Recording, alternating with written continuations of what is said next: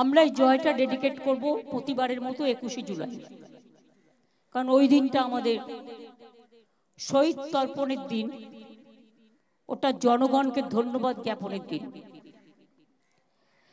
এছাড়াও মনে রাখবেন, আমি আর একটা জিনিস মনে করি, মোদি বাবুর হারটা এটা কিন্তু আপনারা তো কেউ এক্সপেক্ট করেননি।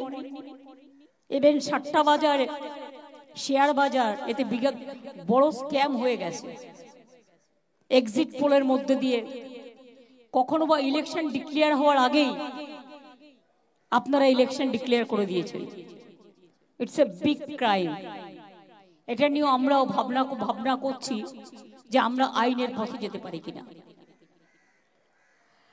আমরা আমাদের এমপিদের পরিষ্কার বলেছি যে আমাদের পারফরমেন্স, আমরা বসে থাকার জন্য যাচ্ছি না, এবং এটা কেউ ভাববেন না ইন্ডিয়া আজকে স্টেক করেনি বলে কাল করবে না। We are waiting and watching the situation. Country needs change. মোদিকে কেউ চায় না। এত বড় হারের পরেও মোদি বাবুর উচিত ছিল এটা অন্য কাউকে ছেড়ে দেওয়া। আর এটা নয় শুধু ভয় দেখিয়ে চমকে ধমকে 2/3 মেজরিটি দেখিয়ে সকল 147 জনকে তাড়িয়ে দিয়ে যে কোনো বিল পাশ করে দেবে। আমরা মনে করি এনআরসি নিয়ে আলোচনা চাইবে আমাদের লোকেরা, এবং এনআরসি বাতিল করতে হবে।